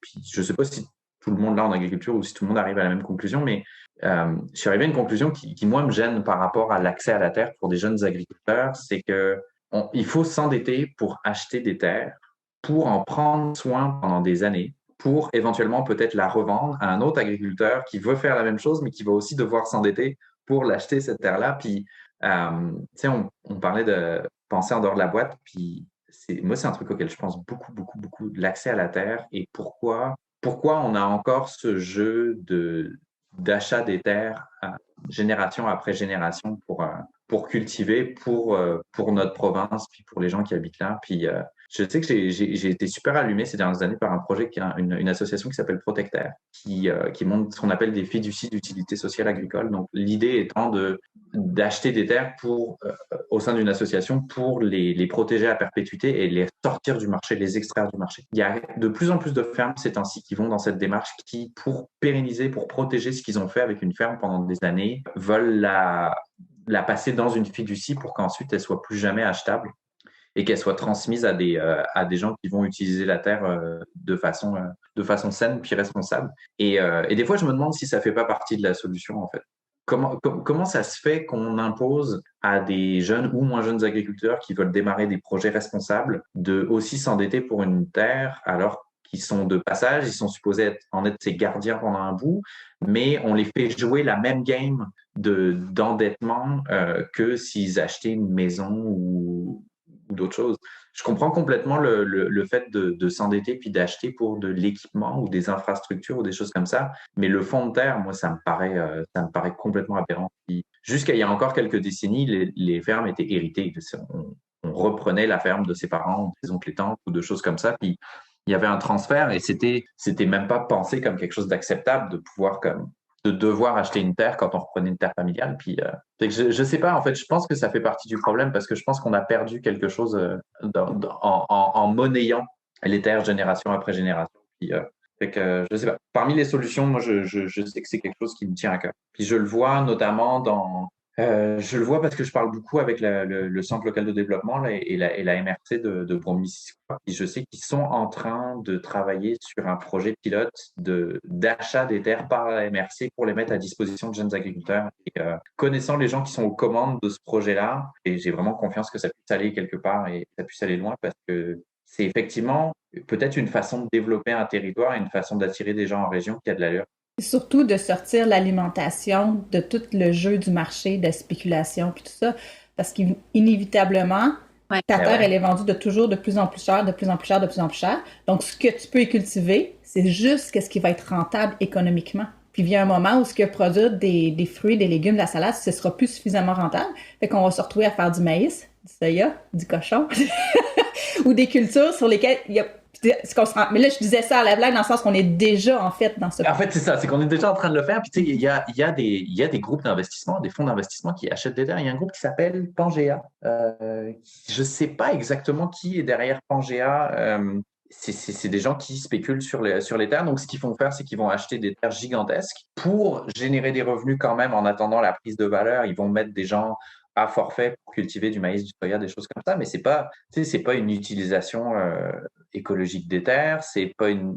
Et le but, l'objectif, c'est d'attendre qu'elles aient pris assez de valeur pour pouvoir les vendre ou même tout simplement les conserver comme actifs et comme levier spéculatif pour pouvoir emprunter. Puis c'est des utilisations du territoire qui sont complètement aberrantes, quoi. C'est complètement fou. Alors que finalement, les enjeux importants avec l'accès au territoire, c'est la production de nourriture, c'est le maintien de la biodiversité. Donc, je sais pas, j'ai l'impression que un des éléments dans lequel on se fait un peu avoir comme jeunes agriculteurs, c'est qu'on s'endette pour acheter des terrains, alors que ça pourrait être autrement. Il y aurait d'autres façons de le développer.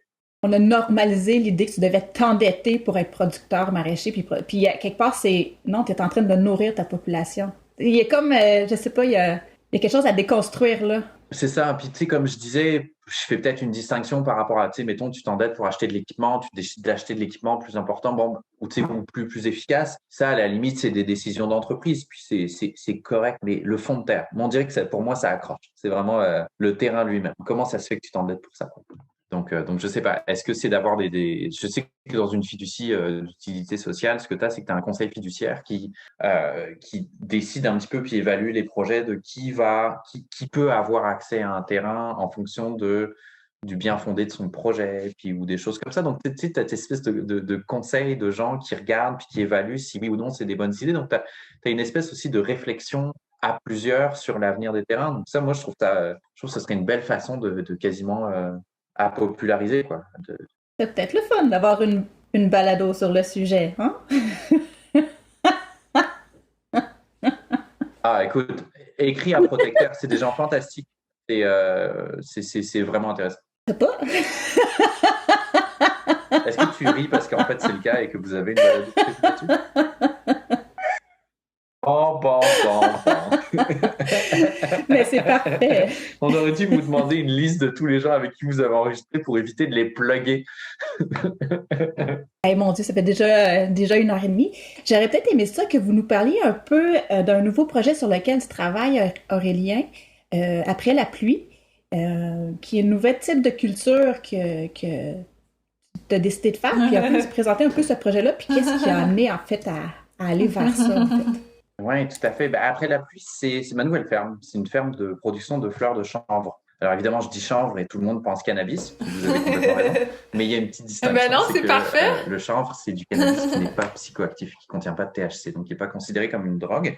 Moi, en fait, j'ai commencé à cultiver des plantes avec du cannabis dans une cave. Moi, mon histoire de base, elle est là. Je ne serais pas devenu agriculteur si j'avais pas d'abord appris à cultiver du cannabis. Parce que j'ai grandi dans un environnement qui est plus urbain, j'avais pas accès à un jardin ou quoi que ce soit, puis ça faisait pas, mes parents jardinaient pas ou quoi que ce soit. Donc, ça a été vraiment quand j'ai commencé à cultiver du weed que j'ai découvert l'amour de faire pousser une plante, l'amener à maturité, s'en occuper, puis tout ça. Puis des talents de base en horticulture, des choses comme ça. Donc, moi, j'ai toujours eu ça en tête, mais le contexte légal dans les pays où j'habitais avant, l'a jamais permis, mais l'année où on a démarré les Jardins du Chat Noir, le gouvernement fédéral a annoncé la légalisation du cannabis. Et là, je me suis dit, OK, là, moi, je vais le faire. Et donc, j'ai travaillé là-dessus à temps perdu pendant les premières années des Jardins du Chat Noir. Les règlements ont beaucoup changé dans les premières années, donc j'ai essayé plusieurs moutures du projet en serre, en extérieur, cannabis, chanvre. J'ai essayé plein de versions pour que ça se fasse, mais les règlements étaient quand même relativement complexes. Donc, finalement, la forme que ça a pris, c'est d'aller vers le chanvre parce que c'est moins réglementé, mais de rester sur la fleur. Donc, moi, j'ai une parcelle qui est de l'autre côté de la rue des Jardins du Chat Noir. Puis, cette année, je cultive 1 hectare de chanvre pour la fleur. Ça s'en va en bout de ligne à la SQDC. Ça va être sur les mêmes tablettes que le cannabis. Ça va s'en aller aussi chez des transformateurs pour faire des huiles de CBD. C'est un truc qu'on entend de plus en plus, le mot CBD. Puis, on va l'entendre vraiment encore plus ces prochaines années parce que ça va exploser. Donc, moi, c'est quelque chose qui me tenait à cœur D'abord, tout simplement parce que j'adore la plante, que j'ai de l'expérience avec elle et que c'est un projet qui me fait vibrer. Mais je me suis rendu compte aussi en développant le plan d'affaires puis en travaillant sur le sujet que la rentabilité à l'hectare du chanvre avait absolument aucune mesure par rapport à la production maraîchère ou céréalière ou fruitière ou quoi que ce soit. On est dans une espèce de petite anomalie d'un point de vue économique qui fait qu'il y a peut-être une épingle à tirer du jeu pour des agriculteurs avec le chanvre. C'est un projet qui est, entre guillemets, un projet pilote parce que j'ai juste 1 hectare par cette année. On va voir comment se fait la mise en marché. On va voir quelle est la rentabilité réelle du projet. Mais j'y pense sérieusement comme un possible outil de développement pour des petites fermes. Au Vermont, ils ont pris 2 ans d'avance sur nous. Ils ont légalisé le chanvre en 2018 et il y a énormément de petites fermes qui ont ouvert des petites parcelles de chanvre, des choses comme ça, en une sorte de complément de revenus. Et ça semble bien marcher. Il y a évidemment des gens qui se sont plantés. Et puis c'est les États-Unis, donc pas de réglementation au début, free for all. Ça a été un peu fou, mais on est en train de se rendre compte que ça peut être une bonne option pour une petite ferme d'avoir une parcelle de chanvre, en réfléchissant bien à sa mise en marché, en mettant peut-être en commun des infrastructures de transformation, en travaillant peut-être d'un point de vue collectif, coopératif, il y aurait peut-être moyen de se servir du chanvre comme outil de développement économique pour des petites fermes. Moi, évidemment, je suis français, j'ai de la famille en viticulture, donc j'ai toujours en tête l'exemple des vignobles comme modèle d'affaires. Puis, j'ai parlé de mon Du oncle. vin de chanvre? Non, pas du tout. En fait, je pense plus comme modèle économique. Tu sais, je parlais je rigole, mais il y a un Bordeaux au chanvre qui est sorti cette année. Là. C'est une espèce de coup de marketing d'une compagnie de CBD qui s'est matché avec un vigneron bordelais. Là, ils ont sorti un truc. C'est vraiment à mourir de rire. Je sais pas ce que ça goûte. Mais en France, par exemple, une des raisons pour lesquelles le vin est pas cher, c'est parce que souvent, les gens travaillent sous forme de coopérative. Exemple, j'ai parlé de mon oncle tout à l'heure, puis c'est mon cousin qui a pris le relais. Tous les gens dans la vallée cultivent, peu importe leur modèle de production, peu importe s'ils sont en laitier ou en céréales ou quoi que ce soit, tout le monde a des vignes. Tout le monde a des parcelles de vignes quelque part. Et souvent, ils mettent en commun leurs équipements pour la récolte, pour la vendange, pour la taille. Et les infrastructures de pressage et de vinification sont centralisées. Donc, il y a une cave coopérative qui est au milieu de la vallée, sur le bord de la rivière, où tout le monde emmène son raisin, tout le monde le presse là-bas. Il y a des œnologues qui sont engagés et des agronomes qui sont engagés par la coopérative, donc payés par tout le monde en fait, et qui s'assurent du processus de vinification, de mise en bouteille. Et il y a une boutique sur place, la mise en marché en ligne est aussi gérée par la coopérative. Donc c'est ça aussi qui fait en sorte que tout le monde met en commun sa production, mais personne doit porter le poids des infrastructures de transformation. Ça, c'est mis en commun aussi. Donc moi, je me demande, j'y travaille vraiment très très fort depuis 2-3 ans, puis ça prend forme cette année, mais je me demande sincèrement s'il n'y a pas quelque chose à développer avec la filière de la fleur de chanvre au Québec pour venir soutenir des petits projets comme les nôtres, parce que c'est peut-être un complément de revenu, c'est peut-être un petit buffer, un petit coussin en fin d'année qui vient aider aussi. La fleur de chanvre, ça peut se cultiver dans des conditions très très similaires au maraîchage, même genre d'équipement, même genre d'espacement, de fertilisation, d'irrigation. Donc c'est pas un transfert de connaissances qui est si complexe. Surtout, on en parlait pour des maraîchers qui sont super techniques puis qui ont déjà l'habitude de gérer 50 cultures différentes. C'est une culture de plus. C'est juste que économiquement, elle est payante. Elle est beaucoup payante. Donc après, c'est ça. Là, je m'avance pas trop là-dedans dans le sens où c'est ma première année de production. À l'automne, déjà, j'en aurai beaucoup à dire sur le sujet, surtout par rapport à la mise en marché puis la rentabilité réelle de la chose. Mais si j'en crois mon plan d'affaires actuel puis les projections de rendement puis de prix au kilo, c'est vraiment différent le maraîchage. Super intéressant. On jase, là. Je prends qu'est-ce que vous venez de dire, là. Tu sais, on pourrait peut-être imaginer que votre 40% qui vous manque, là, une municipalité là, comme Brome-Missisquoi qui crée une FUSA, donc des infrastructures communes, dans lesquelles il y aurait des infrastructures pour transformer le chanvre de manière commune et en commun. Il y aurait des programmes qui permettent aux maraîchers de développer des parcelles de chanvre. Puis tout est fait pour vous aider, en fait, à venir intégrer cette culture-là qui est peut-être beaucoup plus profitable pour vous enlever de la pression, puis vous donner plus d'air pour respirer. Je pense qu'il y a moyen de bricoler quelque chose qui pourrait vraiment être intéressant, puis qui pourrait être différent, puis adapté, mais au moins ouvrir cet espace de dialogue-là, comment est-ce qu'on peut vous soutenir, comme peut-être au-delà de juste les subventions, mais juste en pensant structurellement, comment on structure les... En plus, c'est un modèle, une culture qui est en développement. Là. J'imagine que le gouvernement est en train de mettre en place comment ça va se développer au Québec. Fait que peut-être qu'au lieu de donner ça juste à des grands joueurs, ou ça va être encore centralisé sur des grandes monocultures, mais justement de l'éclater puis de le rendre disponible. Ben moi, c'est ça, c'est l'idée que je prône depuis le début. Tu vois, en 2017, le gouvernement du Québec avait fait une consultation publique pour évaluer comment il devrait organiser les licences de vente, de chanvre, de tout ça. Et moi, j'étais allé sur place, j'avais déposé un mémoire, ça s'appelait, je crois, c'était pour une intégration des petits producteurs sur le marché légal du cannabis au Québec. Et j'étais allé voir la sous-ministre du Parti libéral à l'époque, c'était elle qui faisait les consultations. J'étais venu avec ma petite chemise et mon petit chapeau, puis j'avais fait une présentation de 10 minutes sur le mémoire de pourquoi ce serait vraiment une super bonne idée que la SQDC achète du chanvre et du cannabis produit au Québec par des petits producteurs plutôt que de mettre ça entre les mains des gros joueurs. Donc, c'est ça que j'essaie de réaliser. Ça fait longtemps que je travaille là-dessus. Puis, évidemment, le plus gros de mon énergie au début était sur les jardins du Chat Noir. Puis là, parce que l'entreprise va bien, parce qu'Amélie prend vraiment la gestion à 100%, ben, moi, j'ai plus de temps à consacrer à ce projet-là. Puis, on va voir où ça mène. Mais c'est ça le truc, en fait, c'est que si on parlait de subvention, c'est que aucun entrepreneur a envie de baser son modèle d'affaires sur des subventions. Tu sais, on a tous envie d'être autonome puis d'être capable de s'en sortir par nous-mêmes. C'est juste que on est dans des domaines qui sont pas faciles. Donc après, n'importe quoi qui peut nous aider. Puis la réalité, c'est que le prix des matières agricoles, en fait, le prix de tout, est souvent peu lié à ses productions. La valeur que des consommateurs attribuent à un produit, elle est souvent arbitraire. Je donne un exemple. Moi, j'ai fait mon étude de marché à la SQDC pendant que je travaillais sur ce projet-là, puis comparer les prix au kilo de fleurs séchées de cannabis vendues au gramme sur les tablettes par rapport aux prix de légumes. Puis, tu sais, je veux dire, on trouve du cannabis vendu 14, 15 $ le gramme, donc 14 000, 15 000 $ le kilo sur des tablettes, et c'est des prix qui sont considérés comme un peu chers, mais c'est lié haut de gamme, donc c'est acceptable. Nous, les tomates, on est à 5,50 le kilo. 5,50 pour quelque chose qui va te nourrir, 14 000 à 15 000 pour quelque chose qui va te nourrir autrement. Donc, tu sais, c'est là que tu vois que, tu sais, il y a des gros décalages. Le cannabis ou le chanvre coûte pas nécessairement plus cher à produire en extérieur que des tomates ou de l'ail ou des choses comme ça. Et en fait, par plein d'aspects, c'est assez similaire comme production. Donc, c'est là que tu vois que il y a des décalages qui sont faits par rapport à comment on décide de fixer les prix des choses et quelle est la valeur attribuée. Puis, c'est ça. Nous, on essaye, on est des gens créatifs, on est des gens travaillants, donc on essaye de trouver des idées pour pas dépendre de subventions, trouver des revenus ailleurs, puis trouver tout ce qu'on cherche, c'est pouvoir continuer de faire ce qu'on fait dans des conditions saines, donc pas de surmenage, puis avec un salaire quand même qui relève du revenu viable. Et puis, on cherche des conditions qui nous permettent de produire de façon écologique sans tourner les coins ronds, puis sans polluer. C'est pas tant demandé, en fait. C'est même assez raisonnable, puis ça s'insère dans une logique de société qui va bien.